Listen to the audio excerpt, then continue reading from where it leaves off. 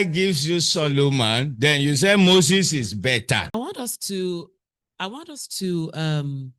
touch base on practical examples in the Bible that would relate to future of wisdom.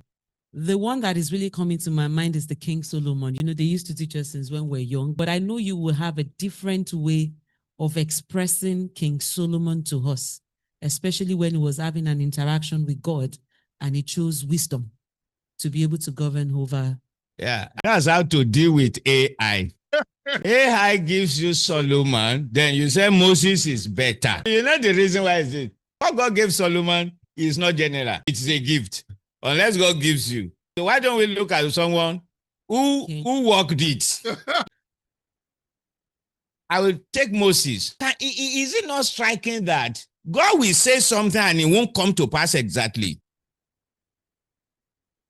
Because man delayed him. God said they will be there for 4 generations, 400 years. But they were there about 430 or 440 years, something like that. Why? The reason is because there was no one that has the knowledge to be able to liberate them. He was not yet born. So God had to wait.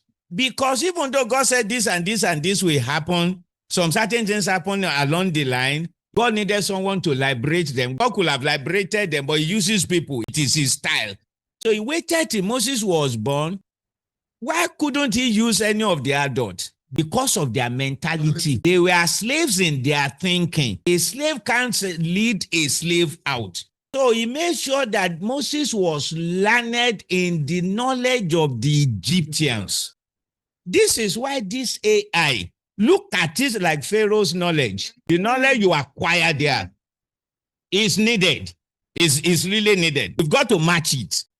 Don't just sit there and say that we are not going to learn from Pharaoh. We will just be slaves. No, we just be slaves.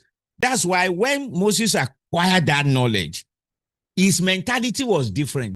That was why when one of the slaves was trying to cheat, he can't take shit. I mean, he was like, what is all this? He just killed him. I believe this AI is that kind of knowledge that we should acquire, or else we will just stay in Egypt. Or else we just stay in it. Why didn't I use Solomon is?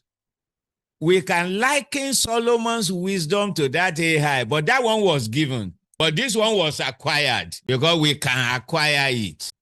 Listen, one of the things with God is, and it's a terrible fact, is that if God expects you to have gotten to a level in understanding, if you don't get there, you will suffer.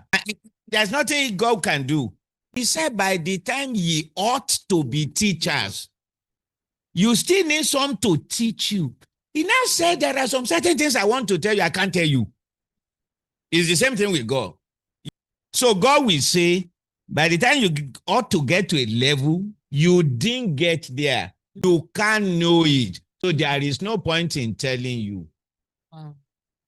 So what is wisdom now?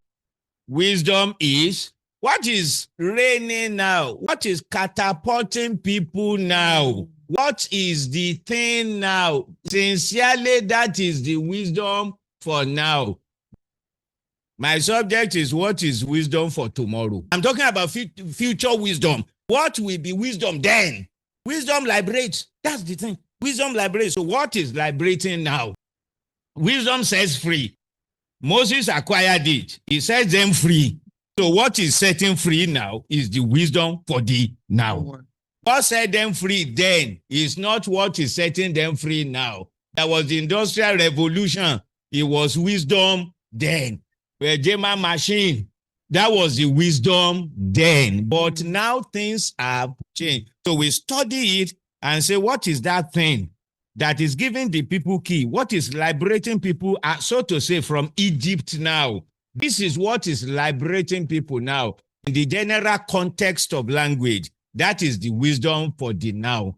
But like I said, my subject is what will be wisdom tomorrow. So what I want to study actually is beyond AI. And that's our subject. I said, it may sound funny, but the truth of the matter is that, do you know that I might, not even that I might, I prefer to have 10 million followers on social media than to have the largest auditorium. It costs less. You reach more people. If you cough, 10 million people will hear. Was to have largest auditorium. Wisdom has changed now. That is why I have the call of God. I don't have money. If you have sense, you can fulfill it. It's easier to fulfill God's call now because we can now have many pastors that do not have podium, that do not have hall. Your room is your church, is your pulpit. Things have changed. So we need to understand what is going on now. The definition of wisdom now is different from that of yesterday.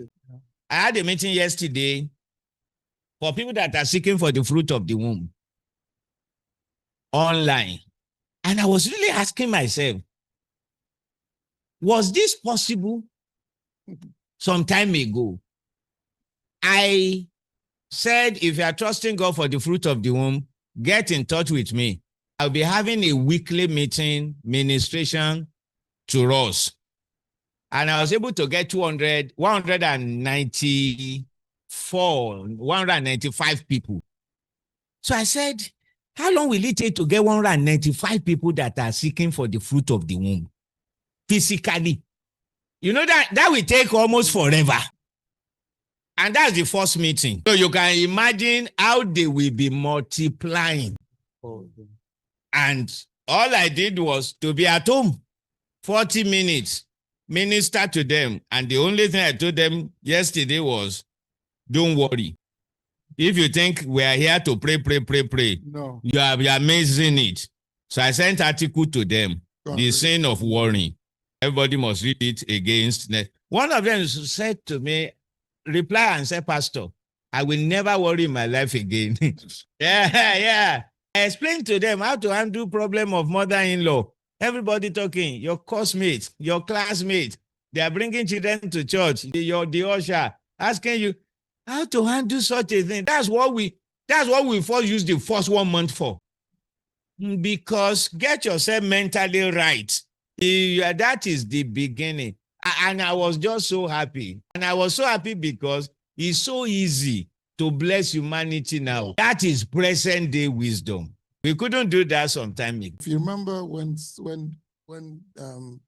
this lady, the Queen of Sheba, went to visit Solomon, you know, most of the problem with us as Christians is that we think we need to impress people by our spirituality. The Bible says that what impressed people, what impressed that woman, was the clothes the servants were wearing, the plate that they were using to eat, the way he organized his kingdom.